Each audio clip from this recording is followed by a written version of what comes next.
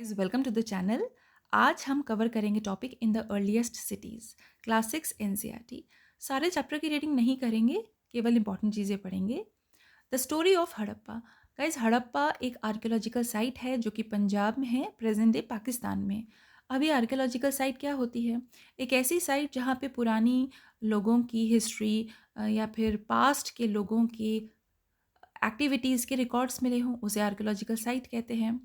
तो इसका बैकग्राउंड देख लेते हैं, कैसे इसके बारे में हमें पता कैसे चला। ब्रिटिश काल का टाइम था और रेलवे लाइंस बन रही थी, तो इंजीनियर्स ने देखा कि पास में एक माउंट है, यहाँ से ईंटें निकल रही हैं।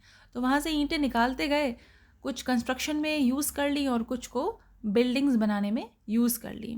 इस प्रकार उस पर ध्यान ज़्यादा दिया नहीं गया। 80 साल पहले जब आर्कियोलॉजिस्ट ने स्टडी करी, फाइंडिंग्स करी, खुदाई करी, वहाँ पता लगा कि नीचे एक जो ईंटें निकल रही हैं वो अंदर दबा हुआ एक बहुत सालों पुराना एक शहर है। तो इस प्रकार डिस्कवरी हुई पहले शहर की। उसका नाम रखा गया हड़प्पा। जॉन मार्शल, जो तब के आर्कियोलॉजिकल सर्वे ऑफ इंडिया के हेड थे, उन्होंने नाम रख दिया हड़प्पन सिविलाइजेशन, क्योंकि वो जगह हड़प्पा थी। साथ में ही हड़प्पा के पास आसपास कुछ दूर सिमिलर साइट्स मिली, तो अनुमान लगाया कि ये सभी इंटरकनेक्टेड थी आपस में, तो सब मिलजुल के एक सिविलाइजेशन बनाती थी। उस सिविलाइजेशन का नाम इंदस वैली सिविलाइजेशन रख दिया गया और हड़प्पन सिविलाइजेशन भी रखा गया, क्योंकि जो फर्स्ट साइट डिस्कवर करी थी वो हड़प्पा थी, तो उसी के नाम से वो सिविलाइजेशन रख दिया गया। अब सिविलाइजेशन होती क्या है? जहाँ पर भी लोग ऑर्गेनाइज तरीके से रहने लग जाते हैं, उसे सिविलाइजेशन कहते हैं। वर्ल्ड में 4 मेजर सिविलाइजेशन थी। अक्सर नदियों के पास ही हुआ करती थी, क्योंकि उनके ह्यूमन कंजप्शन के लिए, एनिमल रियरिंग के लिए या फिर फार्मिंग के लिए पानी आसानी से मिल जाया करता था। तो जो 4 मेजर सिविलाइजेशन थी, उसमें से एक तो इंदस वैली सिविलाइजेशन हो गई, इंदस नदी पे। दूसरी मेसोपोटामिया सिविलाइजेशन थी, टिग्रिस और यूफ्रेट्स पे। तीसरी थी इजिप्ट सिविलाइजेशन, नाइल रिवर पे। और चौथी थी चाइना सिविलाइजेशन, वांगहो नदी पे। तो इस प्रकार एक इंदस वैली सिविलाइजेशन की डिस्कवरी हुई।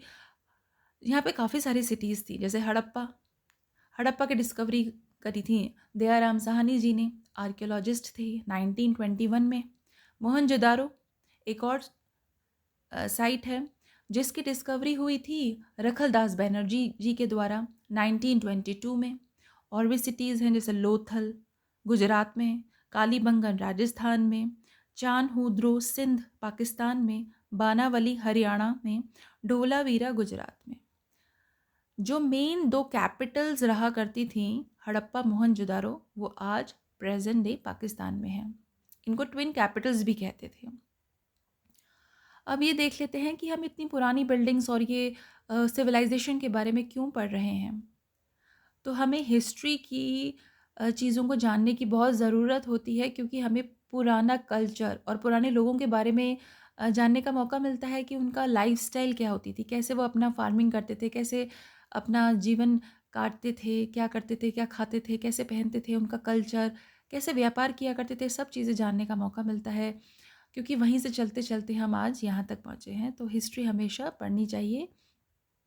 इस प्रकार हमें बहुत सारी चीज़ों का ज्ञान मिलता है। अभी इनका टाइम पीरियड क्या था, कब रही होंगी ये सिविलाइजेशन? तो 4700 ईयर्स एगो रही थी, यानी कि 2500 टू 1500 बीसी के आसपास रही थी ये। उसके बाद इसका डाउनफॉल हो गया था, ये ख़त्म हो गई थी। वो आगे पढ़ेंगे। तो ये प्रोटो हिस्टोरिक टाइम की हैं, ब्रॉन्ज एज की हैं ये। Okay, what was special about these cities? इस सिटीज़ के बारे में हम क्यों पढ़ रहे हैं? क्या स्पेशल था, क्या यूनिक बातें थीं? पहले तो इसका स्प्रेड देख लेते हैं। ये सिंध, बलूचिस्तान पाकिस्तान में, फिर जम्मू कश्मीर, हरियाणा, राजस्थान, उत्तर प्रदेश, गुजरात, महाराष्ट्र काफ़ी फैली हुई थी। तो अब पढ़ते हैं इसका मेजर इम्पॉर्टेंट फीचर्स। सबसे पहले तो इसका इम्पॉर्टेंट फीचर है सिस्टमैटिक टाउन प्लानिंग, जो हम आज भी अप्रिशिएट करते हैं, जो ग्रिड सिस्टम पे हुआ करता था। दूसरा, बर्न्ड ब्रिक्स यूज़ करते थे कंस्ट्रक्शन में। तीसरा, अंडरग्राउंड ड्रेनेज सिस्टम होता था। और चौथा फोर्टिफाइड सिटाडल। ये 4 ऐसे फीचर्स हैं जो बहुत ही कॉमन फीचर्स हैं, लेकिन बहुत यूनिक हैं और बहुत ही वेल प्लान्ड होते थे। तो एक-एक करके पढ़ते हैं इनके बारे में।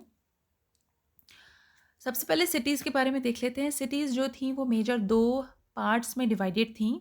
तो हम ऐसे देखते हैं, वेस्टर्न पार्ट होता था और एक ईस्टर्न पार्ट होता था। तो जो ईस्टर्न पार्ट होता था वो बड़ा होता था लेकिन लोअर होता था, उसे लोअर टाउन कहते थे, वहाँ पे कॉमन मैन रहते थे। जो वेस्ट का पोर्शन था वो छोटा होता था लेकिन हायर होता था, फोर्टिफाइड होता था, चारों तरफ वॉल्स होती थी फ्लड के प्रोटेक्शन के लिए। इम्पोर्टेंट स्ट्रक्चर्स, इम्पोर्टेंट बिल्डिंग्स उस वेस्टर्न पोर्शन में ही होते थे। उसको सिटाडल बोलते थे या फिर एक्रोपोलिस बोलते थे। वहाँ पे रूलिंग क्लास रहती थी, प्रीस्ट रहते थे, और हमने पढ़ा कि सारे इंपॉर्टेंट स्ट्रक्चर्स वहीं होते थे सिटाडल में, वेस्टर्न पोर्शन में, और कॉमन पीपल रहते थे लोअर टाउन में। अब इनकी जो सड़कें होती थी वो इंटरलॉकिंग पैटर्न में होती थी, आपस में 90 डिग्री पे काटती थी, तो पूरा शहर ऐसे रेक्टेंगुलर बॉक्सेस में डिवाइडेड लगता था। ड्रेन्स जो होती थी वो भी आपस में कनेक्टेड होती थी। फॉर एग्जांपल अंदर किचन की या फिर बेदिंग एरिया, वहाँ से ड्रेन निकलती हुई जो मेजर बाहर की जो बड़ी ड्रेन्स हैं वहाँ पे कनेक्टेड रहती थी ताकि ब्लॉकेज ना हो। बीच बीच में ब्लॉकेज को साफ करने के लिए पिट होल्स हुआ करते थे। तो इस प्रकार ड्रेन्स भी बहुत वेल प्लान थी। कुछ स्पेशल बिल्डिंग्स कंस्ट्रक्टेड रहती थी सिटाडल में, जो कि वेस्टर्न साइड पे जो बना हुआ होता था फोर्टिफाइड स्ट्रक्चर, वहाँ पे कुछ स्पेशल स्ट्रक्चर्स होते थे। फॉर एग्जांपल आपने नाम सुना होगा ग्रेट बाथ, मोहनजोदारो में जो था, उसके बारे में पढ़ लेते हैं। तो ये ग्रेट बाथ जो है ये एक बहुत ही बड़ा बाथिंग एरिया है, लाइंड विद ब्रिक्स। चारों तरफ ब्रिक्स हैं, मोटर है।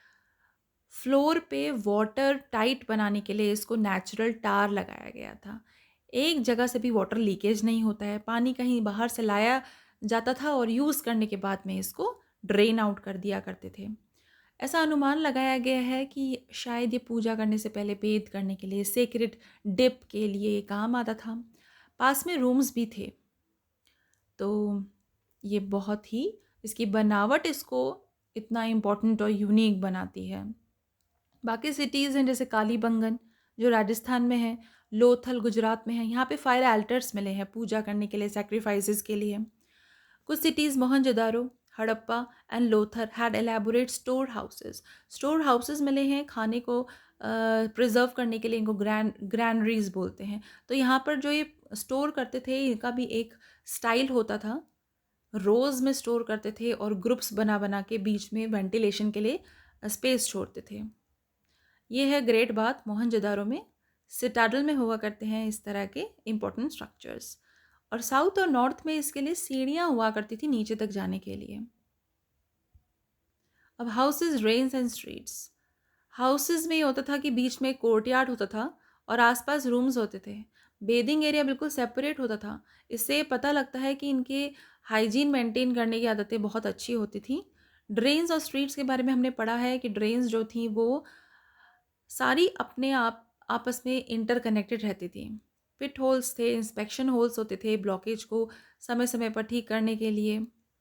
ओके, स्ट्रीट्स वो 90 डिग्री पे आपस में इंटरसेक्ट करती थी। आगे चलते हैं, लाइफ इन द सिटी। देखिए हड़प्पा और मोहनजोदारो हमने पढ़ा था कि शायद ये कैपिटल हुआ करती थी।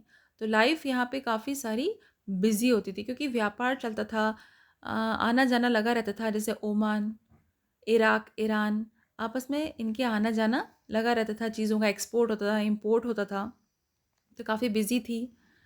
तो रूलर्स जो थे वो प्लान करते थे कंस्ट्रक्शन ऑफ स्पेशल बिल्डिंग्स।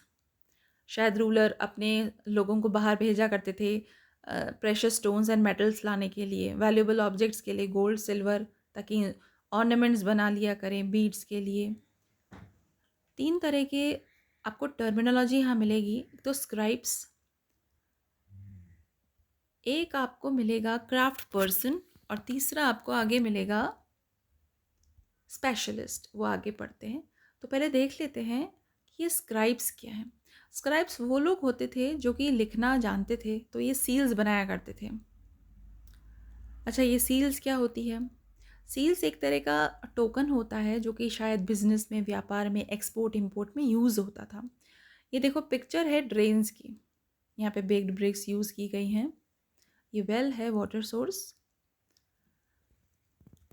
अब besides there were men and women craft person making all the kind of things either in their own homes or in special workshops। craft person होते थे जो कि फॉर एग्जांपल टेराकोटा के toys बना रहे हैं raw material से, और बाकी छोटी मोटी यूटेंसिल्स हुए गए, वेसल्स हो गए, इस प्रकार के।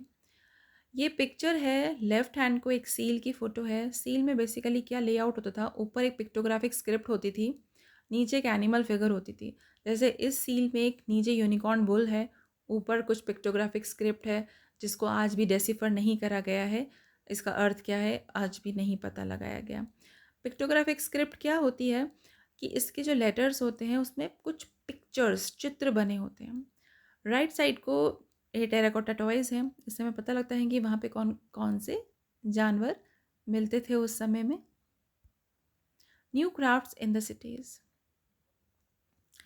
तो बहुत सारी रॉ मटेरियल्स तो थे अवेलेबल, नहीं मिलते थे पास में तो बाहर से डिस्टेंट प्लेसेस से राजा भेज के मंगा लिया करते थे, तो रॉ मटेरियल्स की कमी नहीं थी। तो जो आर्कियोलॉजिस्ट ने फाइंड किया है वो ये देखा है कि काफ़ी सारी चीज़ें स्टोन, शेल और मेटल से बनी हुई हैं, कॉपर और ब्रॉन्ज से भी, गोल्ड और सिल्वर से भी। इनको स्मेल्टिंग ऑफ कॉपर आता था, तो कॉपर और ब्रॉन्ज, वैसे भी हमने बताया था कि ये ब्रॉन्ज एज में थे, तो इनको कॉपर और ब्रॉन्ज के वेसल्स और यूटेंसिल्स और सामान बनाना बड़ा अच्छे से आता था। तो कॉपर यूज़ करते थे, bronze gold silver, gold silver ornaments के लिए और कॉपर और ब्रॉन्ज टूल्स वेपन्स के लिए। अच्छा, वेट्स, बीड्स एंड ब्लेड्स भी मिले हैं। वेट्स व्यापार में काम आते होंगे, और जैसे ये पिक्चर है, लेफ्ट साइड को ऑर्नामेंट है जिसमें आपको ये क्या करते थे, पत्थरों को कटिंग एंड देन पॉलिशिंग करके उनमें बीच में होल करते थे और फिर इसको पिरो लिया करते थे। राइट साइड को स्टोन ब्लेड्स हैं जिससे शायद कटिंग और फिनिशिंग हुआ करती थी। ये जो रेड कलर का ऑर्नामेंट में स्टोन है इसका नाम है कार्नेलियन। अब हड़प्पन्स जो थे वो टॉयज़ हो गए या फिर ऑर्नामेंट्स हो गए या वेसल्स हो गए, ब्रॉन्ज और कॉपर के स्टैचूज़ के अलावा सील्स भी बनाया करते थे स्टोन के। तो ये रेक्टेंगुलर होते थे। हमने पढ़ा कि बेसिकली क्या होता था कि उस सील्स को टोकन की तरह यूज़ करते थे व्यापार में, बिजनेस में, एक्सपोर्ट इंपोर्ट में, चीज़ों के लेन देन में। तो उस पर बेसिकली ऊपर एक पिक्टोग्राफिक स्क्रिप्ट होती थी और नीचे एक एनिमल फिगर होती थी।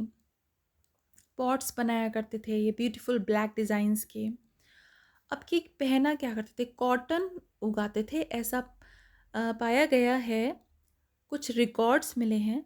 तो शायद मेहरगढ़ में 7000 ईयर्स एगो कॉटन उगाई जाती थी। एक्चुअल पीसेस मिले हैं वहाँ पे कॉटन के। अब स्पिंडल वर्ल्ड्स भी पाए गए हैं जो कि बने हैं टेराकोटा और फाइंस के। अच्छा, फाइंस क्या होता है? फाइंस एक ब्लू और सी ग्रीन कलर का एक शाइनी ग्लेज्ड आर्टिफिशियल मटेरियल होता है जिससे बीड्स, बैंगल्स, ईयररिंग्स और टाइनी वेसल्स बनाए जाते हैं। तो शायद इन टेराकोटा और फाइंस से बने स्पिंडल वर्ल्ड से थ्रेड स्पिनिंग की जाती थी। अब स्पेशलिस्ट्स एक शब्द आया है, टर्म आया है स्पेशलिस्ट। तो स्पेशलिस्ट क्या होता है? एक ऐसा पर्सन होता है जो कि किसी एक काम को करने के लिए ट्रेंड होता है, फॉर एग्जांपल कटिंग स्टोन या पॉलिशिंग बीड्स या कार्विंग सील्स। तो ये स्पेशलिस्ट का काम होता था, कटिंग पॉलिशिंग का। एक अब देखो यहाँ पे आ जाते हैं in search of raw materials. Raw materials या तो हमें लोकली मिल जाते थे, वुड, ओर्स ऑफ मेटल्स। तो जो फार्मर्स और हर्डर्स होते थे उनको या तो लोकली मिल जाते थे जिनसे वो फिनिश्ड गुड्स बना लिया करते थे, या फिर वो बाहर से भी मंगा लिया करते थे रॉ मटेरियल्स को। आपने देखा इनके पास कॉटन होता था तो ये कपड़ा बना लिया करते थे, इनके पास कॉपर ब्रॉन्ज होता था तो ये वेसल्स बनाते थे, इनके पास गोल्ड सिल्वर था तो ये ऑर्नामेंट्स बनाते थे। तो कॉपर राजस्थान से मिला करता था, ओमान से भी, वेस्ट एशिया से भी। टिन को कॉपर के साथ मिक्स करके ये ब्रॉन्ज बना लिया करते थे। जो कि अब आज के टाइम जो अफ़गानिस्तान और ईरान है वहाँ से लाया करते थे। गोल्ड प्रोबेबली कर्नाटका से आता होगा और प्रेशियस स्टोन्स आता होगा गुजरात, ईरान और ईरान से, अफ़गानिस्तान से। Food for people in the cities. Food for people in the cities. कुछ लोग सिटीज़ में रहते थे और कुछ लोग बाहर कंट्री साइड रहते थे, जो कि क्रॉप्स फार्मिंग किया करते थे, एनिमल रियरिंग करते थे। तो ये जो फार्मर्स और हर्डर्स थे, रॉ मटेरियल सप्लाई किसको करते थे? स्क्राइब्स को, क्राफ्ट पर्सन्स को, रूलर्स को। तो जिससे फिनिश्ड गुड्स बना लिए जाते थे। ये क्या उगाते थे? Wheat, barley, pulses, peas, rice, sesame, sesame मतलब तिल, लिनसीड एंड मस्टर्ड। अब हमें कैसे पता चलता है कि ये फार्मिंग करते हैं? तो हमें प्लाव मिला है, पुराना एक लकड़ी का प्लाव मिला है, जिससे हमें पता लगता है कि ये फार्मिंग किया करते थे, सो किया करते थे। ये एक एनिमल रियरिंग भी करते थे। कौन कौन से एनिमल्स थे इनके पास में? Cattle, sheep, goat and buffalo. Water and pastures की अवेलेबिलिटी थी। अगर कभी गर्मी होती थी, समर सीजन में पास्चर वाटर अवेलेबल नहीं होता था, तो ये दूर चले जाते थे। तो इस प्रकार ये रियरिंग भी करते थे। और वैसे भी नदी के पास थी सिविलाइजेशन, पानी की कमी थी नहीं। ये फ्रूट्स कलेक्ट करते थे, फिश खाते थे, हंट करते थे वाइल्ड एनिमल्स को लाइक एंटीलोप। अब closer look Harappan towns in Gujarat. Harappa civilization के टाउन्स हैं, इंपॉर्टेंट टाउन्स हैं गुजरात में। इनको पढ़ लेते हैं, ढोलावीरा और लोथल। ढोलावीरा खादीर बेट में स्थित है, रण ऑफ कच्छ में, जहाँ पे फ्रेश वाटर और फर्टाइल सॉइल थी। तो जैसे हमने देखा था कि सिटीज़ जनरली दो पार्ट में डिवाइडेड हैं, सिटारल और लोअर टाउन में, लेकिन यहाँ पे ढोलावीरा में 3 पार्ट्स में डिवाइडेड थी। इसकी खास बात है, जहाँ पे पब्लिक सेरेमनीज होती थी, लार्ज ओपन एरियाज होता था। लोथल में क्या है? साबरमती, गुजरात में, ये साबरमती के पास है, close to the Gulf of Khambhat. तो यहाँ पे सेमी प्रीशियस स्टोन्स की अवेलेबिलिटी काफ़ी थी, इसलिए एक इम्पॉर्टेंट हब बन गया था for making objects out of stone, shell and metal. और एक स्टोर हाउस भी बन गया था। यहाँ पे सील्स का काम होने लगा था। अब सील्स एंड सीलिंग्स में क्या अंतर होता है? सील्स हमने पढ़ा था, रेक्टेंगुलर स्टोन के सील्स होते हैं, जिन्हें हम लेन देन में एज ए टोकन यूज़ करते हैं, व्यापार में, जिसके ऊपर एक पिक्टोग्राफिक स्क्रिप्ट होती है, नीचे एनिमल फिगर होती है। लेकिन सीलिंग क्या होता है गाइस? जब सामान का, गुड्स का लेन देन होता है, तो जो बैग होता है उसकी जो नॉट होती है, उसके ऊपर गीला क्ले लगा दिया जाता है उस नॉट को प्रिजर्व करने के लिए, ताकि सामान जब एक जगह से दूसरी जगह जा रहा है तो वो बिल्कुल अच्छे से पहुंच जाए, ख़राब ना हो, गिरे ना, बंधा रहे वो उसका नॉट। तो उसको सीलिंग बोलते हैं। जो नॉट के ऊपर जो गीला क्ले लगा देते हैं, तो उसको सील बोलते हैं। That impression is called as a seal. उस क्ले को लगाने के बाद जो सील होती थी, उसका इम्प्रेशन भी लगाया जाता था। इस पूरे प्रोसेस को बोलते थे सीलिंग। अब the mystery of the end, इसका अंत कैसे हुआ? इस अच्छी खासी सिविलाइजेशन का अंत कैसे हुआ? किसी को एग्जैक्टली पता नहीं है हुआ क्या था। सब अनुमान लगाते हैं आर्कियोलॉजिस्ट। कुछ लोग कहते हैं वोल्केनो, कुछ अर्थक्वेक, कुछ कहते हैं इन्होंने नेचुरल रिसोर्सेज को बहुत ज़्यादा ओवरफेड कर दिया था, जिसकी वजह से इनका डाउनफॉल हो गया। कुछ लोग अनुमान लगाते हैं कि नदियों ने अपना कोर्स चेंज कर लिया, फ्लडिंग हो गई। कुछ लोग कहते हैं कि रूलर्स जो था वो कंट्रोल नहीं कर पाया इस पूरे सिविलाइजेशन को।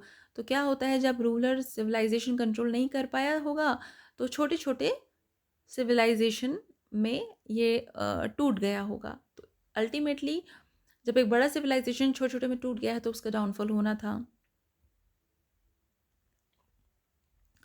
रिवर सूख गई होंगी, इस प्रकार अनुमान लगाया जा रहा है, क्योंकि जो हमें वहाँ पे धीरे टाइम पीरियड के एंड होते होते जो हमें चीज़ें मिली थी, वो उतनी ज़्यादा अप्रिशिएबल नहीं थी जितनी कि स्टार्टिंग में जैसे हुआ करती थी। घर की बनावट हो, चाहे फार्मिंग हो, उनका वेसल्स बनाने का तरीका, हर चीज़ में धीरे धीरे डाउनफॉल हो रहा था।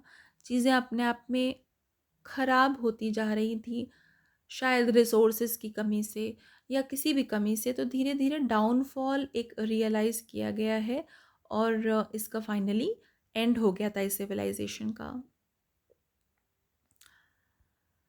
तो इस चैप्टर में इतना ही। Like, share and subscribe. Thanks for watching.